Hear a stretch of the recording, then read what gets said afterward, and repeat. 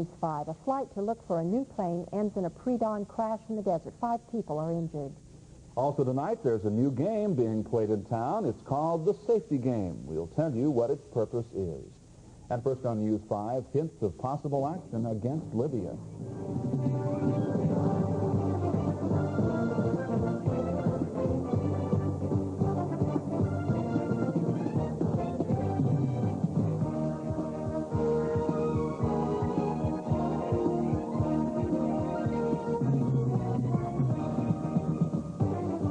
Turley, Roger Downey, Jon Bricton, Stu Tracy. For Monday, this is News 5. Good evening. High-level meetings are in the works tonight in Washington on how to deal with violence against Americans overseas. The U.S. reportedly has detailed contingency plans for retaliating against Libya for suspected terrorist activities. CBS News says the plans cite 5 potential military targets in Libya.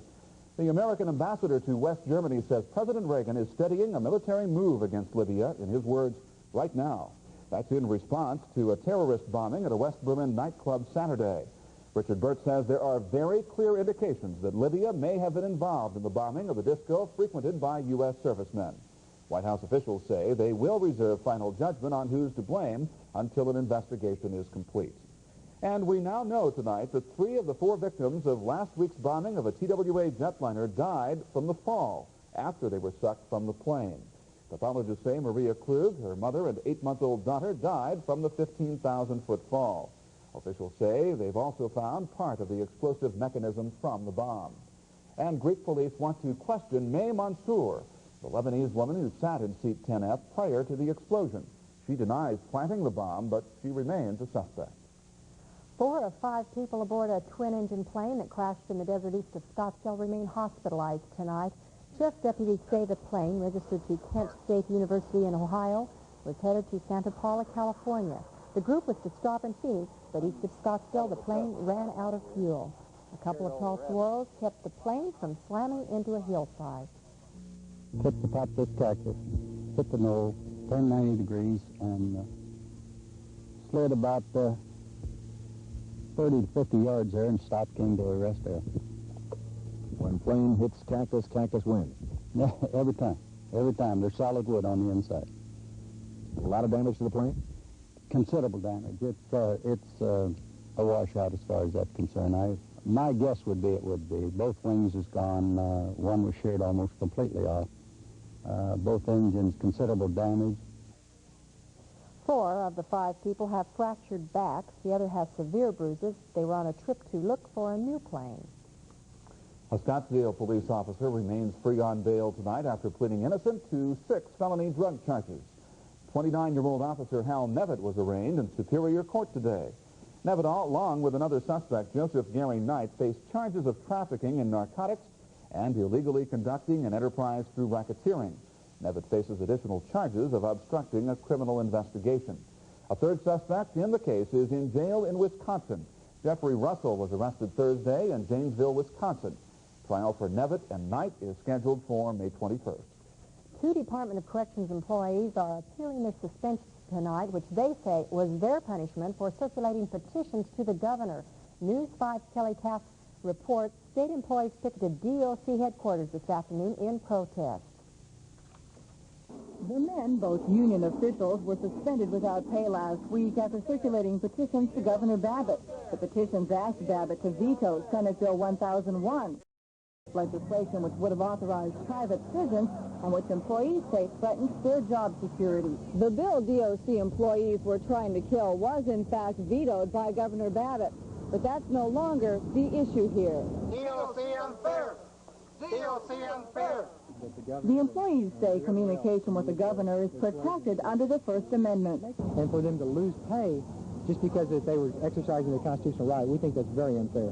Some wore prison uniforms. Because by policy of the Department of Corrections, it seems to us that criminals are given more rights than the employees themselves. AFSCME says it's filed grievances to have the employees' pay reinstated. They say they'll carry the case to court if necessary. DOC, meanwhile, maintains the men were not suspended for circulating the petitions, but for interfering with employees on state property. Kelly Taft, News 5. A group of Maricopa County residents is meeting tonight to map out strategy for a drive to recall County Attorney Tom Collins. Claiming Collins has misused his office and has been unable to prosecute cases effectively, 3 citizens have started circulating recall petitions. 2 of them told News 5's Bud Gindhart tonight an example is what they call the waste of $500,000 to prosecute video stores that rent X-rated movies while child abuse and drunken driving cases were neglected. Whenever you question the fact that certain cases are not prosecuted, the question comes around to, well, I don't have the manpower and I don't have the capabilities within my office. It's a question of administration, and Mr. Collins, as administrator for that office, is responsible to the community for whatever happens in that office. And I think what we're seeing is if you have money and you are someone of high standing in the community, maybe your case will be prosecuted.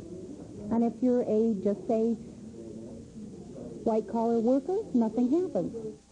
The group has until July 30th to collect 104,000 signatures necessary to force a recall election.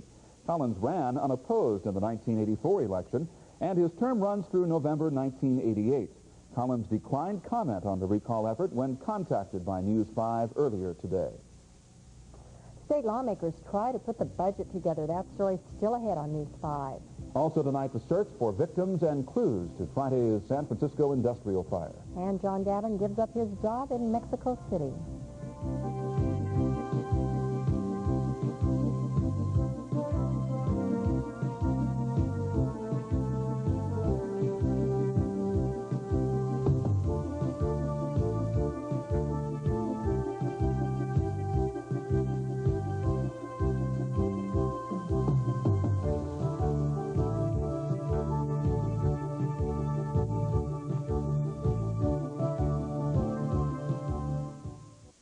On the next Benson, the governor causes a commotion. Where is everybody?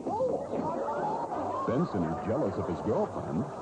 It's been 15 years since Wes and I dated. I told you I don't want to hear his name. Wesley. And Pete shows up where he's not wanted. Hey, Pete, what are you doing here? Benson, Tuesday at 6, right before MASH on TV5.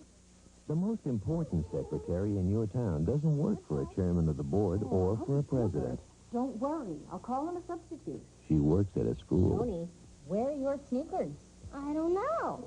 Thanks, Mrs. Jeffries. From 8 in the morning until the sun goes down behind the bleachers, Lisa Jeffries does what every member of the NEA does every day. Phoebe, what's the matter? I missed the school bus.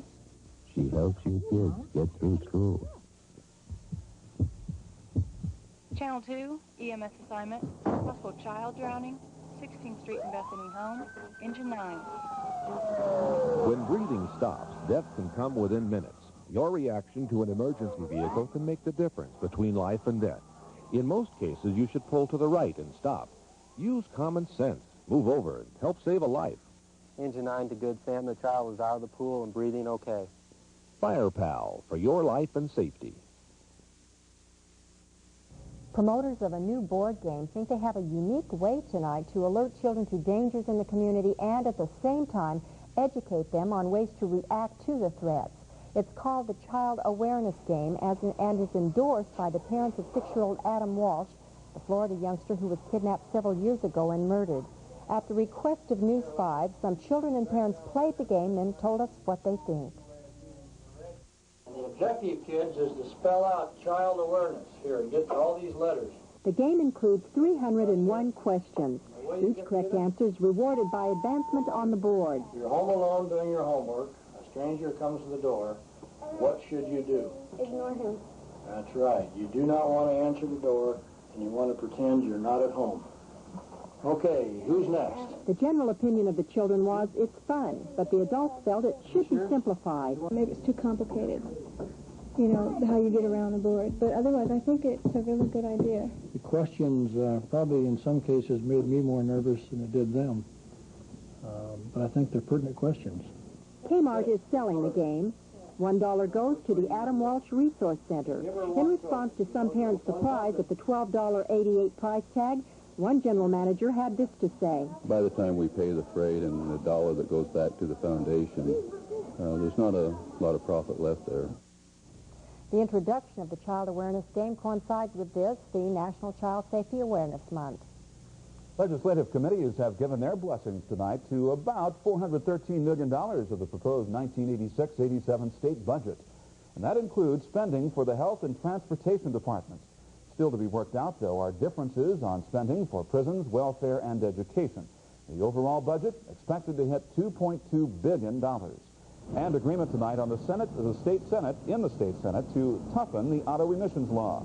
The law aimed at cleaning up the air applies to the Phoenix and Tucson metro areas and is expected to require the testing of an additional 200,000 cars. The measure now goes to a conference committee. The U.S. Supreme Court agrees tonight to use an Arizona court case as a test for consideration of whether to expand police search powers on evidence obtained without a warrant. The case stems from a 1984 incident in Phoenix in which a bullet fired through the floor of an apartment struck and wounded a man in the apartment below. While checking to see if there were other injuries, police found goods that struck them as suspicious. They checked records and found the items had been stolen. Then they obtained an arrest warrant. Prosecutors want the court to say police don't need a warrant to check serial numbers of items found in plain view and believed connected to a crime. A state court and an appellate court have already ruled against police. What are the words that baseball fans like to hear most? John tells us what those words are next on News 5.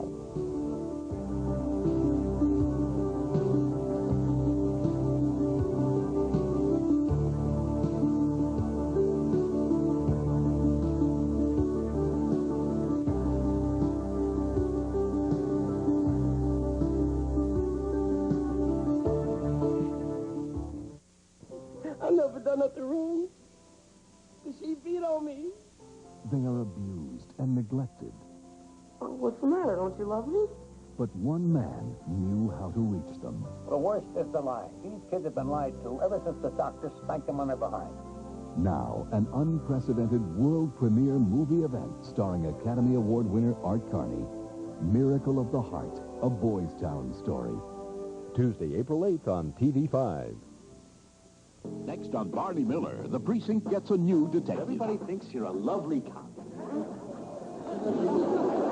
What time do you want dinner?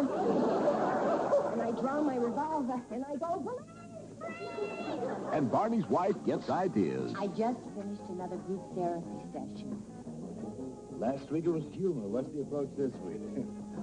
Sex. Barney Miller, Tuesday night at 10:30, following MASH on TV5. On the next episode of Soap, Jessica chooses Chester, and Donahue takes it like a man.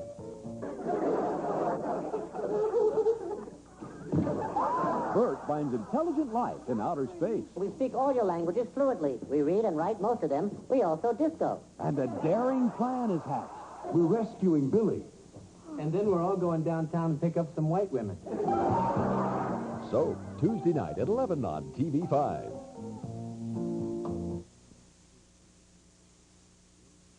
Well, John, let's see. We don't have a strike to start things off with. We even had good weather. Super. Yeah. Best Monday of the year, huh? That's right. Play ball. The 86 baseball season is underway, and this opening day got off to a sparkling start in Detroit. There were more than 51,000 fans in Tiger Stadium, many of whom were just getting to their seats when Boston's Dwight Evans came to the plate and hit the very first pitch of the season from Jack Morris over the left center field fence. Jim Rice and Don Baylor also homered for the Red Sox, but Detroit's Kirk Gibson was the batting star with 2 homers among his 4 hits.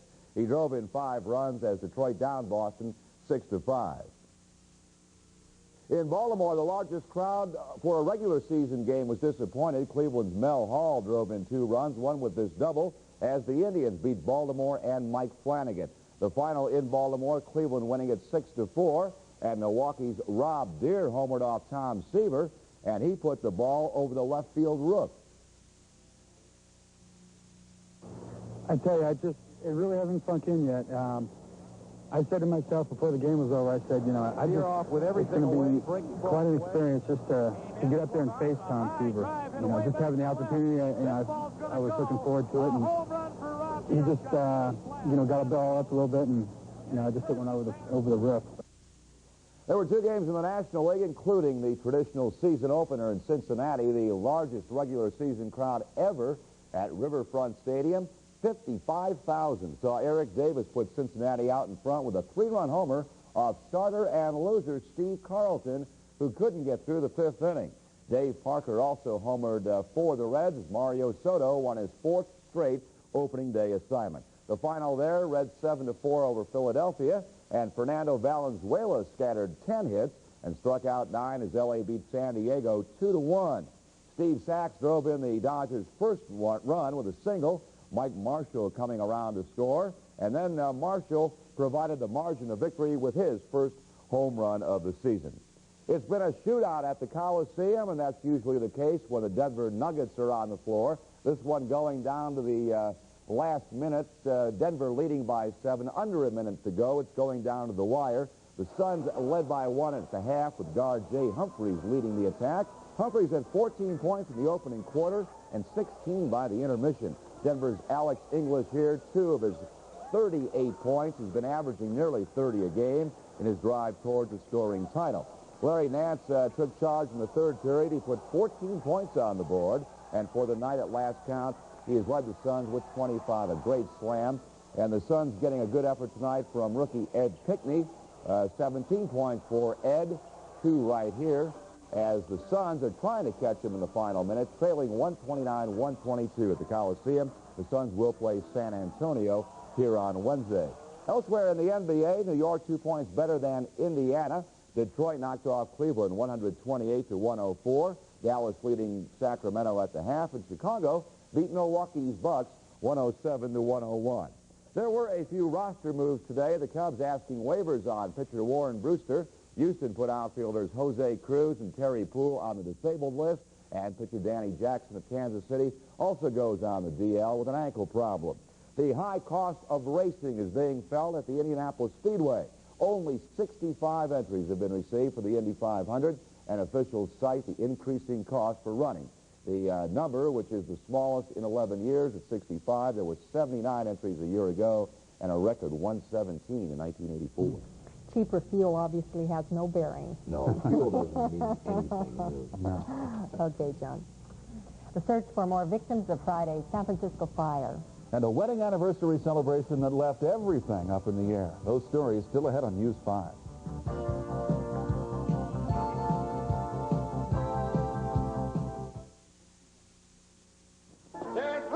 Private Benjamin is doing double duty. I'm going to make it my personal responsibility to turn you into a soldier, even if it kills me. Or you.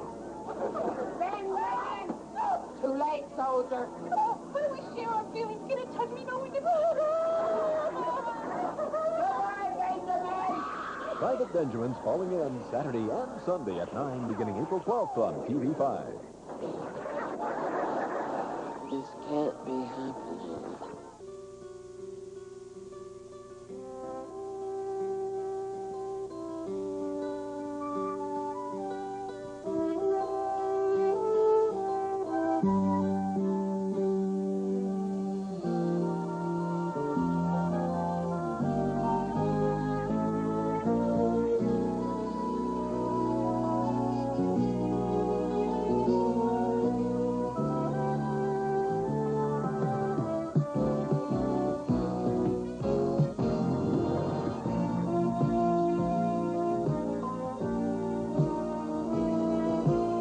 America.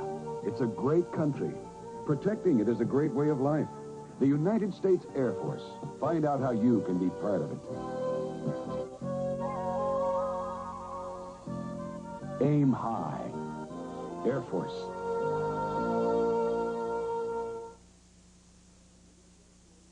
In news outside Arizona tonight, investigators searched through the rubble of a San Francisco industrial complex, have found the remains of a 3rd victim of Friday's fire. 7 people are known missing and presumed dead. There are some reports the explosion occurred in an illegal drug lab. The U.S. needs a new ambassador to Mexico tonight. John Gavin announced his resignation today. He declined to answer questions and would only say he'll return to the private sector to meet new challenges. Nicaraguan officials say tonight they rejected a peace treaty deadline worked out by Contadora foreign ministers because the agreement didn't take a tough enough stand against U.S. aid to Contra rebels. 3 days of talks broke down when Nicaragua spurned the proposal. A study of 900 older people suggests that married elderly women are more often in poor health and under stress than either married men or older single women. One Penn State University researcher says she thinks it may be because elderly married women are expected to take care of everyone else in the family before themselves. Former artificial heart recipient Mary Lund was downgraded tonight to critical condition. She has fluid and kidney problems.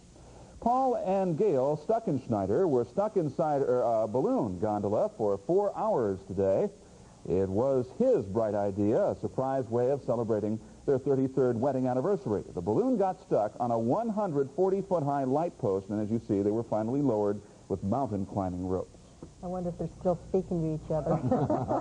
Maybe they won't make 34, That marriage may be over. But your good weather seems to be picking up. Yes, it is. It's going to get better before it gets worse later in the week. Oh, okay. We'll talk about that. But today in Phoenix, a nice day.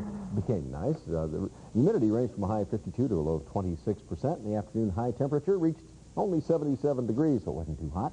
That, in fact, is 4 degrees below the normal for the day. The low this morning was 62 degrees. That's 11 degrees above normal. And at 9 o'clock at Sky Harbor, the temperature was 72 degrees. That's what we're showing right now here at TV5. Humidity 35%, dew point 43 degrees, barometer 30.07, and rising. The wind is from the southwest at 5 miles per hour. And around the nation today, lots of sunshine over the northern parts of the country. Some cloudiness and severe weather, however, in the midsections of the nation. Also some rain and showers up in the northeast. And in the far west today, more sunshine. But you can see some clouds along the Oregon coast. That'll lead some rain tomorrow. Generally cloudy across much of California, Nevada, Utah, and Idaho, and over into the northern and central Rockies today. But it was quite warm up in the northeast, or northwest, up in the Pacific Northwest. That was a record high today at Olympia, 75 degrees. SeaTac Airport at Seattle was 71 degrees this afternoon for a record.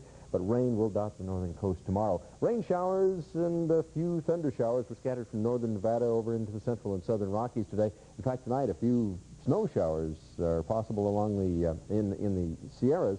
Travelers advisories are issued for snow and slippery roads in the northern Sierras and over around Lake Tahoe. And a few showers also dotted the central California coast this afternoon and this evening. Intense thunderstorms, however, developed over the middle of the nation this afternoon around the low-pressure system centered over Kansas. Thunderstorms rumbled across parts of Kansas, Missouri, and Oklahoma. An inch of rain fell at Chanute, Kansas this afternoon. And several tornadoes touched down in Kansas, another one in Oklahoma.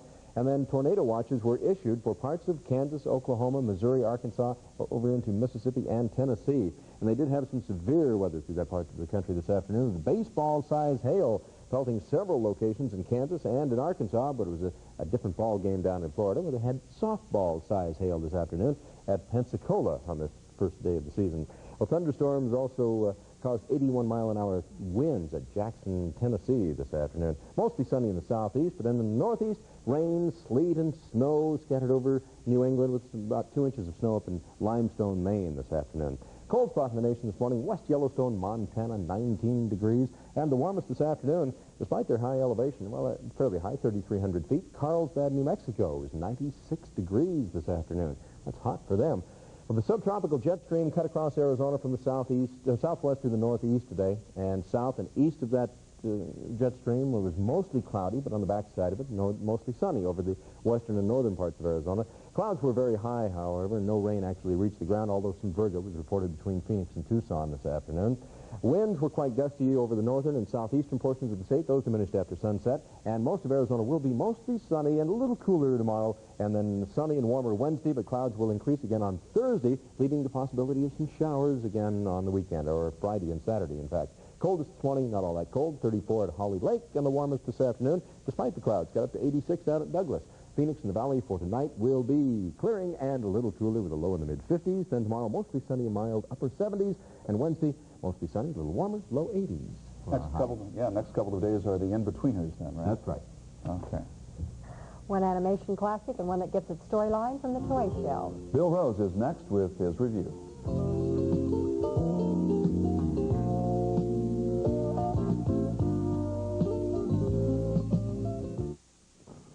Lou King joins us for our next program. Hope you will too. He'll tell you all about a roast and a special recipe he has that's called Lou King Scrambled Eggs. Also, Judy Healy from the Arizona Republic will be here, and she'll share a no-bake tort and I'm going to be sharing sourdough pancake supreme. Now, join us right here for the recipes at 10 a.m. on TV5. We're going to see if you can flip pancakes. Let's see if I can flip this. Hey! Turn down. Frightened and lonely, dark all around. He hides in the attic, not making a sound. One more young victim cries another tear. He's learned from his parents the meaning of fear.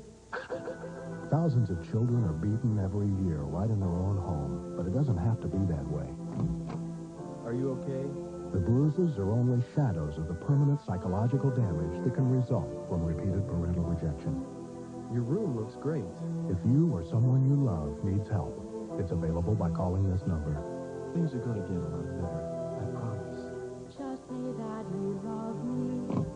I won't. I love you, Robbie.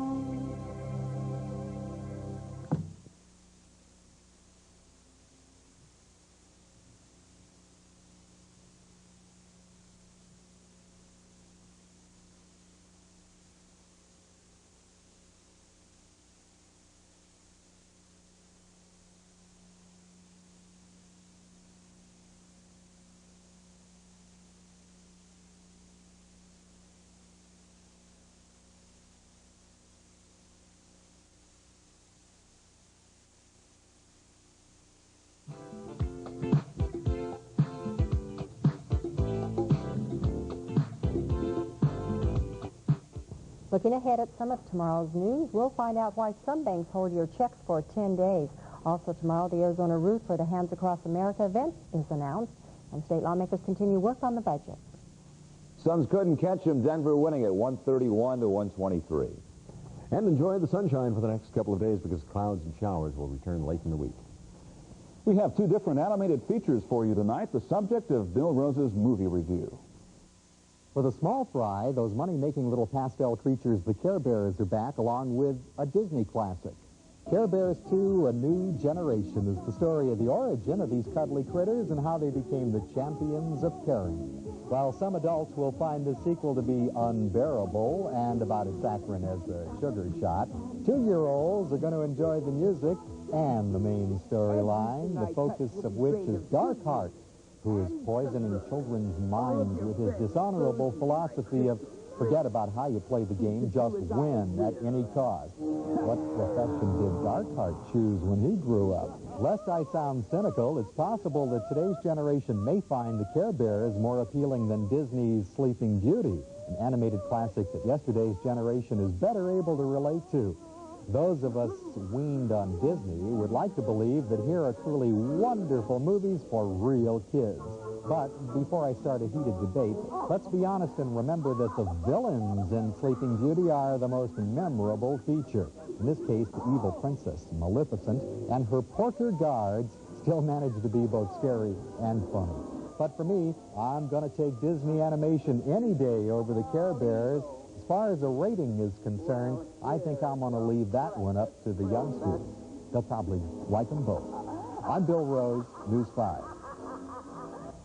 And that's News 5 for Monday evening. Our next News 5 report tomorrow morning at 11:30. Have a good night.